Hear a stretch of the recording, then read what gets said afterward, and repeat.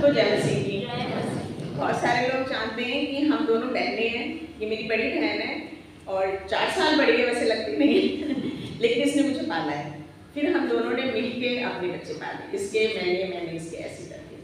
आज मैं आप सबको थैंक यू करना चाहती हूँ, धन्यवाद करना चाहती हूँ फादर साहब का और अपनी पूरी कलीसिया का।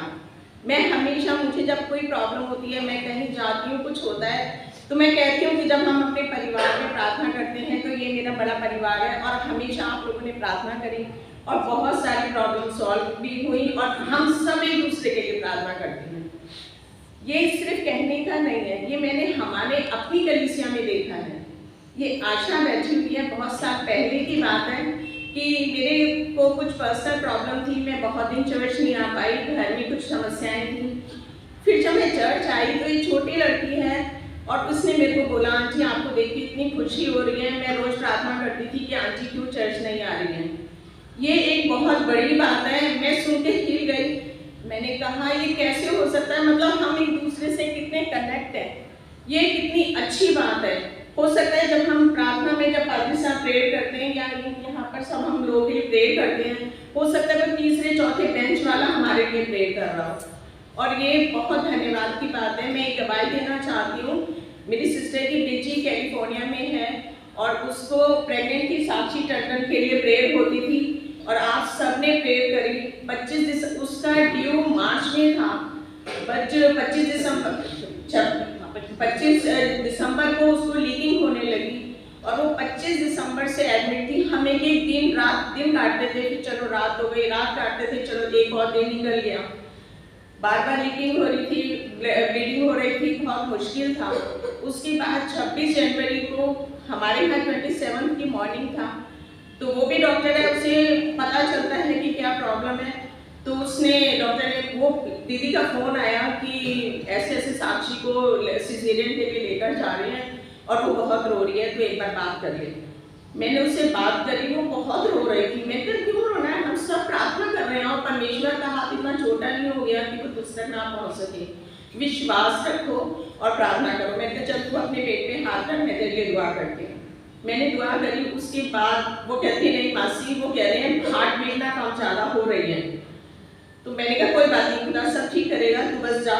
और फिर मैंने बहन को फोन किया। अभी हम बात कर रहे थे कि इतने में 10 मिनट 15 मिनट में उन्होंने एनालिसिस करके बेटी की फोटो डाल दी थी इसके ब्रदर, वो सन-इन-लॉ ने। हमने खुदा का शुक्र किया। लेकिन जब वो बेटी बाहर आई, थोड़ी होश में आई, तब उसने बताया कि जो प्लेसेंटा था वो सेपरेट हो गया था।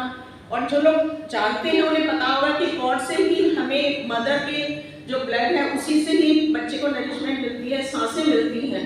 लेकिन उस कॉर्ड में एक ड्रॉप ब्लड नहीं था। ये परमेश्वर की कितनी बड़ी वो है कि खुदा ने उसकी जान बिल्कुल ठीक रखी। वो कैसे सांस ले रही थी हम नहीं जानते, वो कैसे अपने आप को पोषण दे पा रही थी हम नहीं जानते, लेकिन ये सब कुछ करने वाला परमेश्वर है।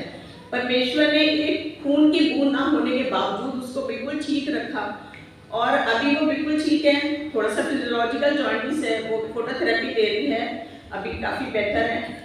मैं ये गवाही देना चाहती हूँ कि जब हम प्रार्थना करते हैं और सब एकजुट होकर प्रार्थना करते हैं तो परमेश्वर जरूर सुनता है। और हम धन्यवाद भी देना चाहती हूँ पादरी साहब का, आप सबका, कि आपने उस बच्ची के लिए प्रार्थना करी।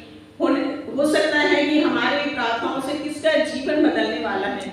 हमारी इन सब गवाहियों से सारी महिमा स्तुति परमेश्वर को मिले। और जो बहुत सारे लोग वहाँ पे भी, जिन लोगों ने उसकी देखभाल की, उनके लिए भी हम प्रार्थना करते हैं। आप प्रार्थनाओं में एक दूसरे के साथ हमेशा जुड़े रहे हम, क्योंकि दाऊद ने कहा 23वें ज़बूर में कि जब मैं घोर अंधकार से होकर चलूं तो भी हानि से ना डरूंगा, क्योंकि तुम मेरे साथ है। उसने ये नहीं कहा कि घोर अंधकार के तराई के साइड में से जाऊं, उसने कहा मैं होकर चलूं, से नहीं कहा, साइड से नहीं, मैं चले। तो ऐसा नहीं कि हम प्रार्थना करते हैं तो हमारे ऊपर आजमाइशें नहीं आती, हमारे बच्चों पे परीक्षाएं नहीं आती, लेकिन बचाने वाला परमेश्वर है। परमेश्वर बहुत दयालु और कृपालु है, वो हमेशा अपने बच्चों को संभालता है। इसके लिए यही मैं कहना चाहती हूँ।